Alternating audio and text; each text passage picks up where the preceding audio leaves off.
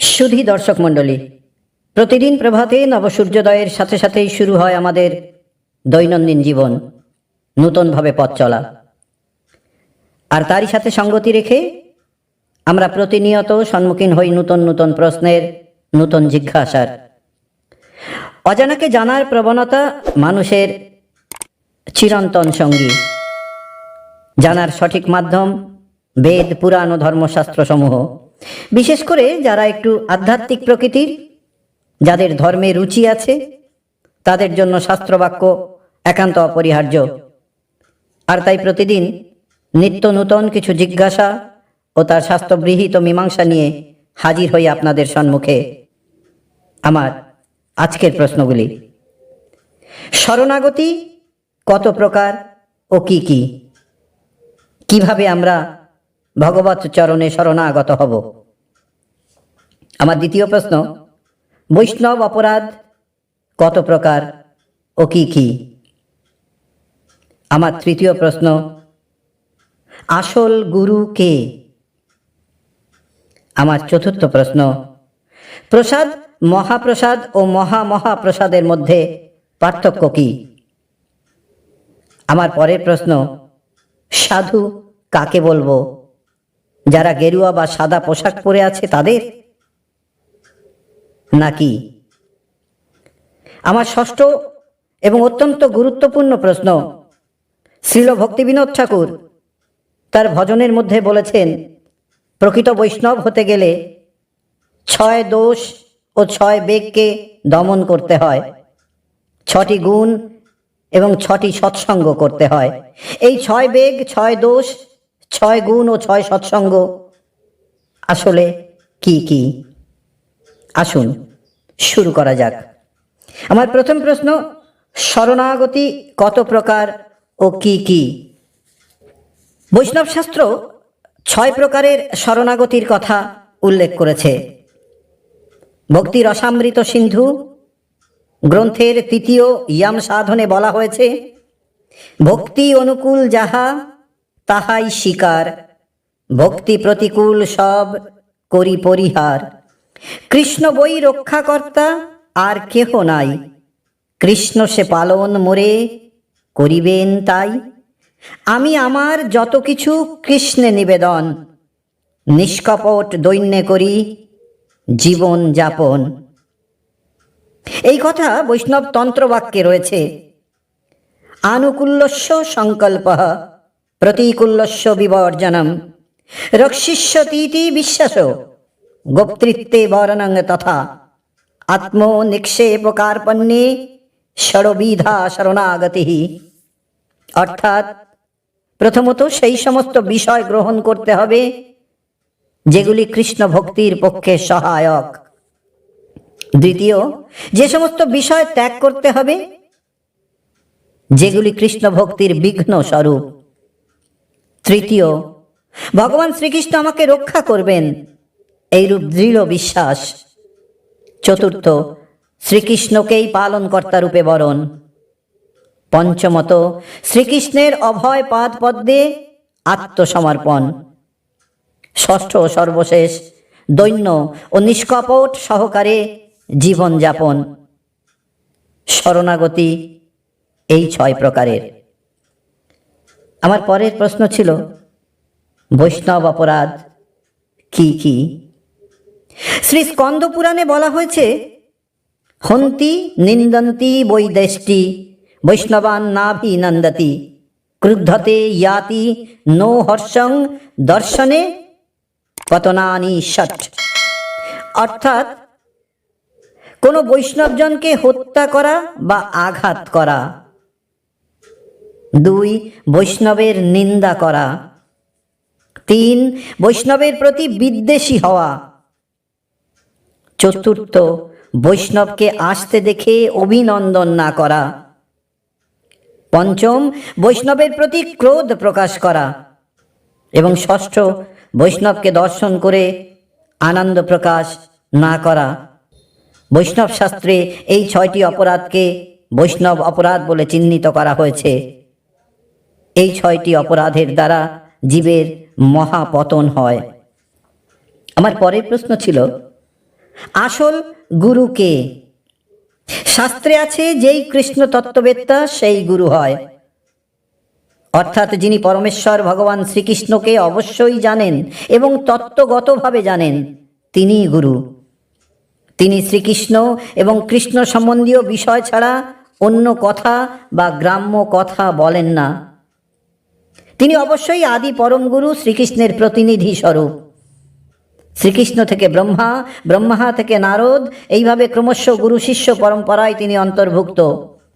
যাদের পরম্পরা আদিগুরু শ্রীকৃষ্ণ থেকে বিচ্ছিন্ন কিংবা যাদের কোনো পরম্পরা নেই, সেক্ষেত্রে কেউ সদ্গুরু হতে পারেন না। শ্রী গুরুদেব একান্তভাবেই শ্রীকৃষ্ণেরই শরণাগত। বৈষ্ণবের 26টি গুণের সমস্ত গুণই তার মধ্যে বিদ্যমান। জড়জাগতিক কোনো কিছুতেই তিনি বিচলিত হয়ে পড়েন না। জড়জগতের সমস্ত সম্পদকে তিনি কৃষ্ণ সেবায় নিয়োগ করেন। শ্রী গুরুদেব সমস্ত প্রকার অজ্ঞানের অন্ধকার থেকে আশ্রিত জনকে উদ্ধার করে তার হৃদয়ে দিব্য জ্ঞানের আলো দান করতে পারেন। শ্রীমদ্ ভাগবতে বলা হয়েছে, তস্মাৎ গুরুং প্রপদ্যেত জিজ্ঞাসু শ্রেয় উত্তমম শব্দে পরে চ নিষ্ণাতং ব্রহ্মণি উপসমাশ্রয়ম। আমাদের কর্তব্য অকর্তব্য বিষয়ে জিজ্ঞাসু হয়ে সর্ব উত্তম ও শ্রেয় বস্তু অবগত হওয়ার জন্য সেই গুরুদেবকে আশ্রয় করতে হবে, যিনি শব্দ ব্রহ্মে অর্থাৎ বেদ ইত্যাদি শাস্ত্র সিদ্ধান্তে সুনিপুণ, যিনি প্রাকৃত কোনো ক্ষোভের বশীভূত নন, তিনি আসল অর্থাৎ সদ্গুরু। আমার পরের প্রশ্ন ছিল, প্রসাদ, মহাপ্রসাদ ও মহামহাপ্রসাদের মধ্যে পার্থক্য কি? প্রসাদ আর মহাপ্রসাদের মধ্যে মূলত কোনো পার্থক্য নেই, তবে ভগবানের প্রসাদকে বিশেষ রূপে গুরুত্ব দেওয়ার জন্য তাকে মহাপ্রসাদ বলা হয়, আর দেবদেবীর উচ্ছিষ্ট বস্তুকে সাধারণত প্রসাদ বলা হয়। মহাপ্রসাদ বলতে একমাত্র ভগবান ভোজন করার পর তার ভুক্তাবশেষকে বোঝায়।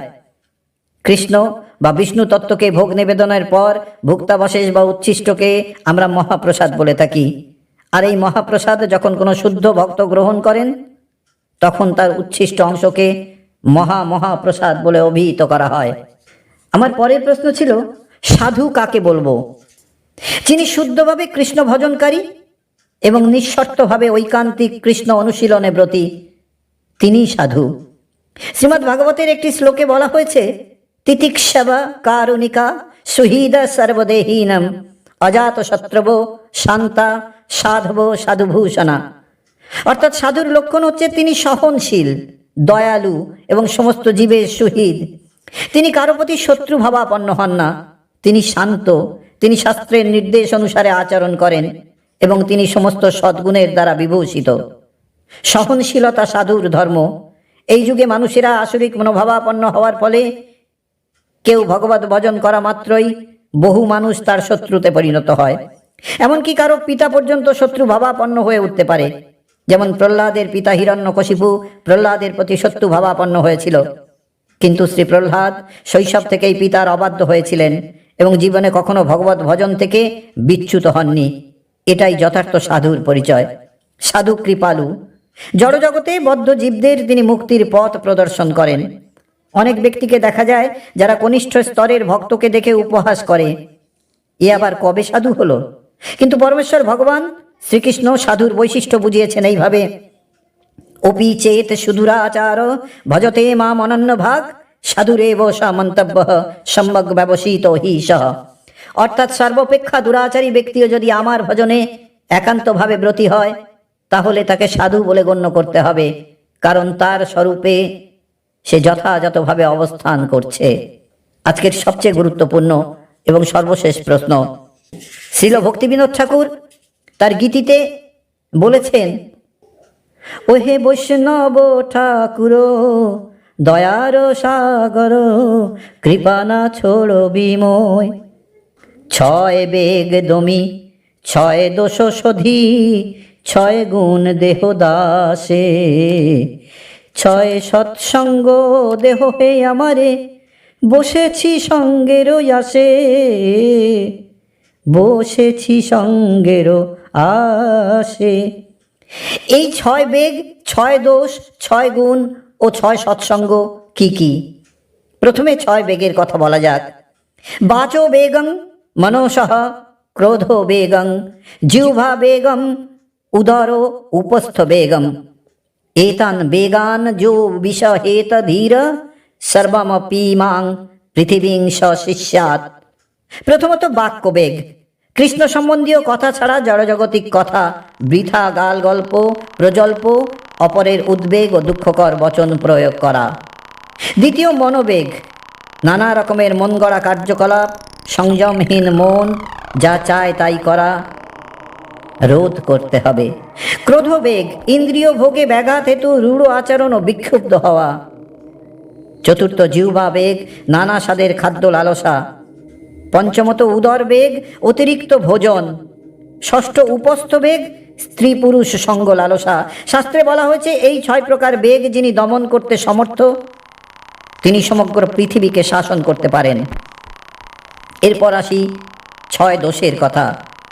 অত্যাহার, প্রয়াসস্য, প্রজল্প, নিয়মাগ্রহ, জনসংঘর্ষ, লৌলঞ্চ, ষড়ভীর ভক্তি বিনশ্যতি। যে 6টি দোষের দ্বারা আবদ্ধ হয়ে পড়লে তার পারমার্থিক জীবন বিনাশপ্রাপ্ত হতে পারে সেই 6টি দোষ। প্রথমত অত্যাহার, প্রয়োজনের অতিরিক্ত দ্রব্যের সংগ্রহ ও সঞ্চয় করা। প্রয়াস, পার্থিব সম্পদ লাভের জন্য অত্যধিক প্রচেষ্টা। প্রজল্প, বৃথা বাক্যালাপ, অনাবশ্যক গ্রাম্য কথা। নিয়মাগ্রহ, নিয়মের প্রতি অত্যধিক আগ্রহ কিংবা নিয়মকে অবহেলা। জনসঙ্গ, কৃষ্ণ ভাবনা বিমুখ জড় বিষয়ী লোকের সঙ্গ করা। লৌল্য অর্থাৎ চিত্তের চঞ্চলতা, পার্থিব সুখ লাভের বাসনায় আকুলতা। কোনো ব্যক্তি যখন উপরোক্ত 6টি দোষের দ্বারা আবদ্ধ হয়ে পড়ে তখন তার পারমার্থিক জীবন বিনাশপ্রাপ্ত হয়। এরপর আসি 6টি গুণের কথা। পারমার্থিক জীবন যাপন করতে গেলে এবং ভক্তিযোগের পথে অবশ্যই যে 6টি গুণ থাকলে সিদ্ধি লাভ করা যাবে তা হল উৎসাহান নিশ্চয়ার ধৈর্য, তত্তৎ কর্ম প্রবর্তনাৎ, সঙ্গ ত্যাগাৎ শতবৃত্তে, ষড়ভীর ভক্তি প্রসিদ্ধতি।